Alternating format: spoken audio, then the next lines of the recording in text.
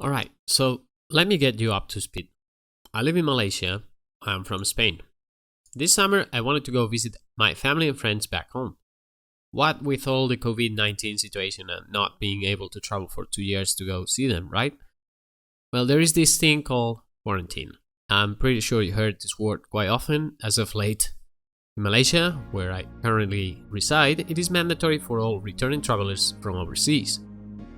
This means that I will have to spend 2 full weeks at a hotel before I was allowed going back to my house.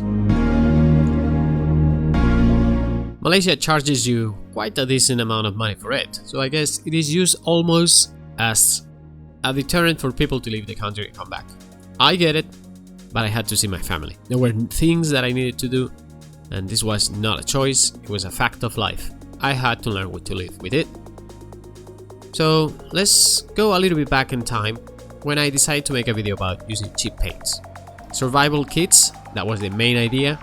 How to make yourself a basic kit to paint minis. Either because of budgetary constraints, either because you wanted to just make a bag-off kit, prepper style. I had this amazing art store nearby, so I just went there and bought some of the cheapest acrylics I could get my hands on. Now acrylics, I use them because they are very low skill based and because water is easily available anywhere. No turpentine, no mineral spirits, something that was cheap, simple and ready to use.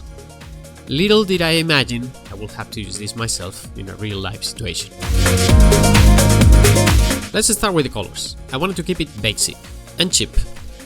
As basic and as cheap as possible. I'm pretty sure many of you are familiar with this brand, FolkArt, and I thought that it was a very good choice. And the reason for that is because they were basic and they were cheap. And I decided to go real basic, like real basic. I got blue, red and yellow, the basic colors, and then I also added to it black and white. These are super important because no matter what you do with the basic colors, you cannot get any of those two. I will need them to desaturate or saturate my mixes and to do final highlights or prime the minis, for example. I also added brown for good measure, as I wanted a consistent brown that I could use for bones or leather, among other things. And finally, I got a couple of metallic paints, which in retrospect could have been only one, as we could get a gold color by just adding some yellow ink or red ink to the silver color. These were super cheap, at almost 7 ringgit a pop. They will all add to 41.40 ringgit for the paints, or around $10 US. The metallics were a little bit more expensive, but overall they will all be around $14.50. Now to compare things, please note that the price per pot of most Citadel paints is $4.50. The quantity is another factor to consider. Each FolkArt bottle contains 59 milliliters, which is equivalent to 2 fluid ounces, whereas a Citadel paint pot has 12 milliliters or 0.4 fluid ounces. With some simple math, we can figure out the following. 1 milliliter of FolkArt costs around 3 cents. 1 fluid ounce will be around 85 cents. The same amount of paint from a Citadel pot will otherwise cost 38 cents per milliliter or around $11.38 per ounce.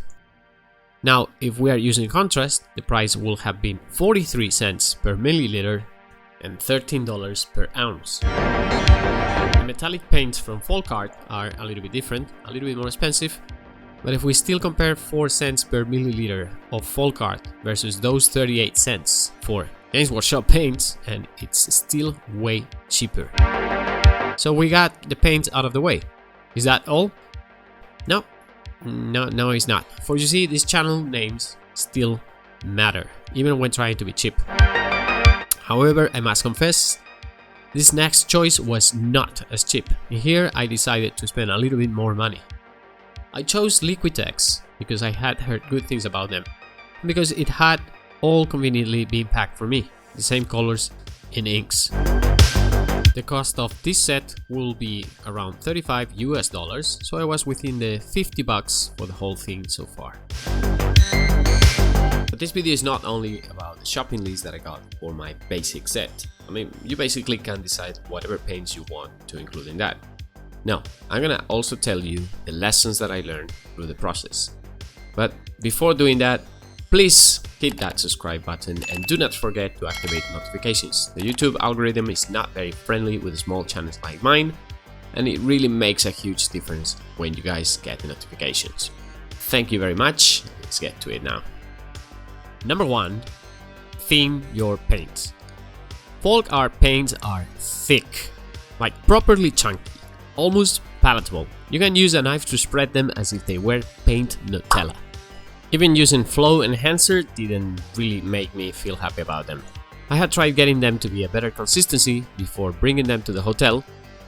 It took some time and I wasn't convinced of the results anyways. At the end of the day, I decided to bring them as they were and sort things out on site.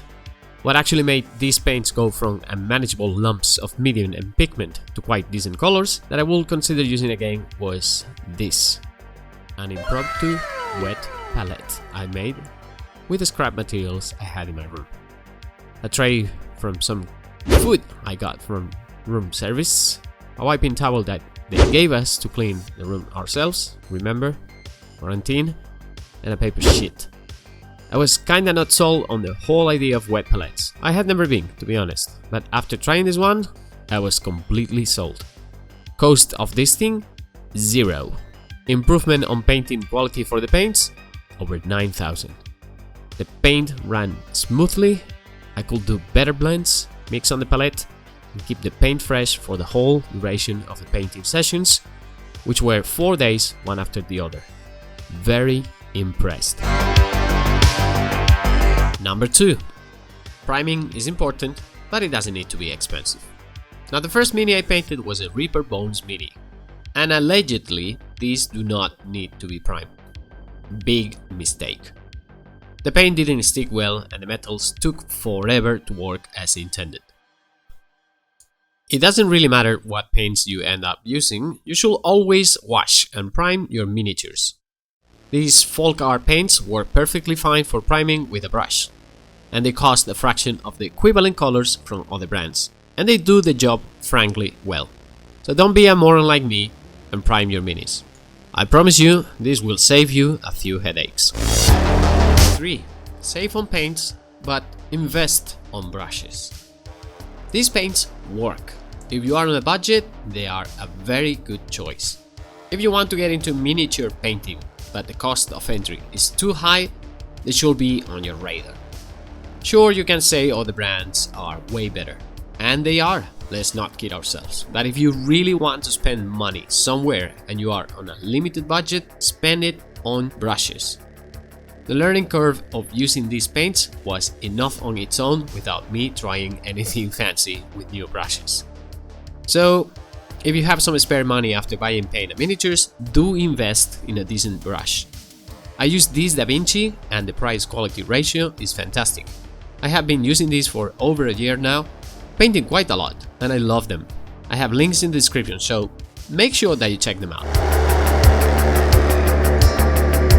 Number 4. Inks are your friends.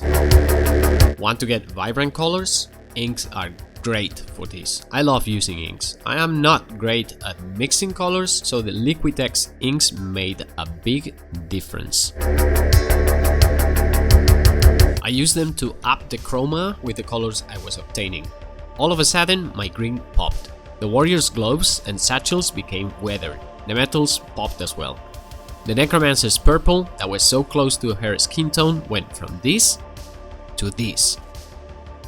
Skilled painters are able to mix the colors in a way that this would have been achieved on the palette. But for people with average skills like myself, having this tool was like cheating. And man, do I love cheating. So there you have it. $50 investment on paints, and now I have a set to use whenever I go on a trip. I want to paint in bulk, or I just want to do layering or experimenting something different. Have you ever tried anything like this? Do you want to try it now? Leave a comment below.